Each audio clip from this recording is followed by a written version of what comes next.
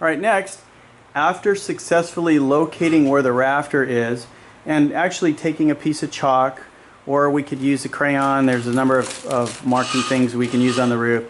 We are going ahead and just putting a basic chalk mark where we believe that rafter is located on the roof. And Tyler has just demonstrated that. Now it's time to go ahead and install our mount. And so the first thing that Tyler's going to do is, in this particular mounting system, make sure that the flashing for it, and of course the flashing is important to sheet the water away from any holes that might be on the roof, and in this particular case penetrations. You'll notice we've used this roof quite a bit before, and there's a number of marks on there, so don't let it distract you. Tyler's using the pink marks today. In this particular case, it's time for him to break the seal of the composite shingles here. And the way that he's going to do that is he's going to use the roofer's flat bar, or pry bar as we call it, and kind of come in at a bit of an angle and then lift up. And realize that there's a glue seal under there, and when the sun is on it and heat activates it, it takes a little bit of doing to get that up under there and release it. And Tyler's doing a good job demonstrating how that goes.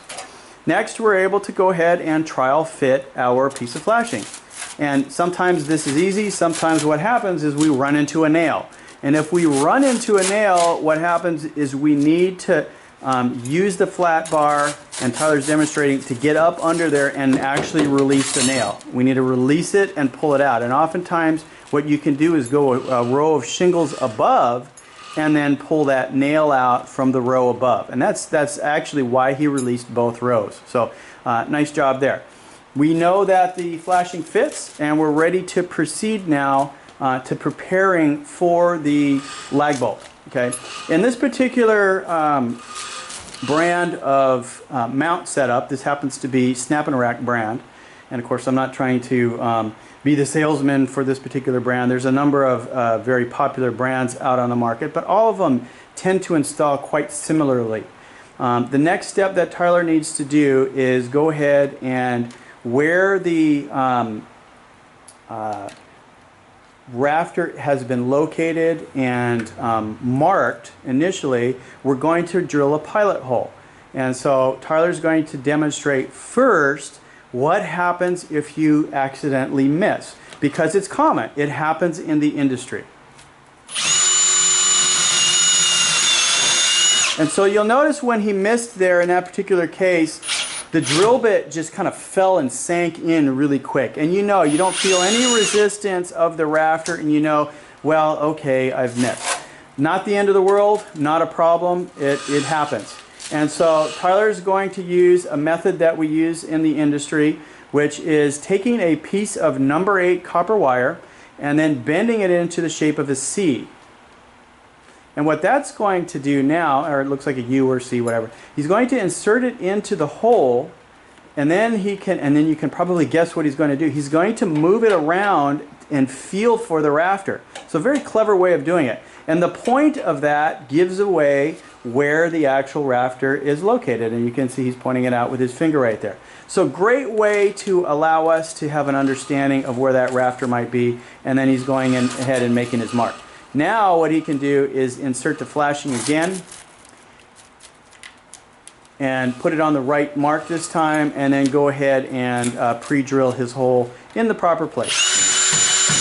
And then there, as he drills in, you can see the resistance. And oftentimes when you're drilling in there and you're pulling out, you'll end up seeing some shavings come up too, and that's a good giveaway if there's a rafter there. Okay, so now he's able to go ahead and pull that out, and then we're going to do a very important step. We're going to be using roofer's caulk. We need to seal any stray holes that we've done in the roof, and then also the main hole.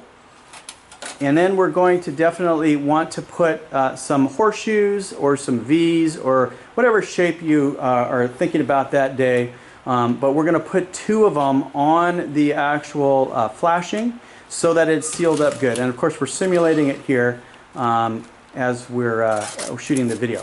Now he's able to insert it in there. line it up with the marks that he's made on the roof, and you'll notice that it's important to make those marks visible because once you caulk the hole on the roof, it's really hard to see where to line it up again visually.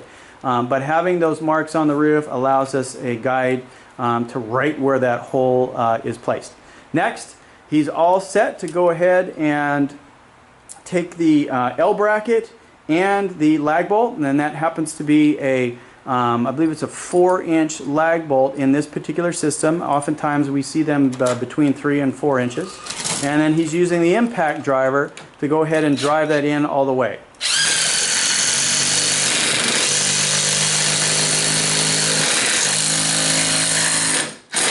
Now, it's important, and you see he's checking it to make sure that it's secure. It's important as you drive that in to listen to the sound of the impact driver.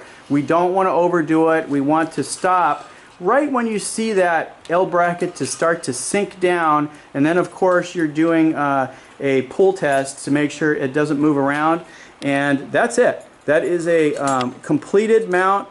Excellent job in getting that in there right, and of course doing a mount properly is one of the more important things that we can do in installing a roof-mounted solar system, because we want to make sure that our penetrations are sealed up properly, we don't have stray holes, we don't have leaks in a customer's roof. That would be a big problem. So Tyler has done an excellent job here in installing our mount.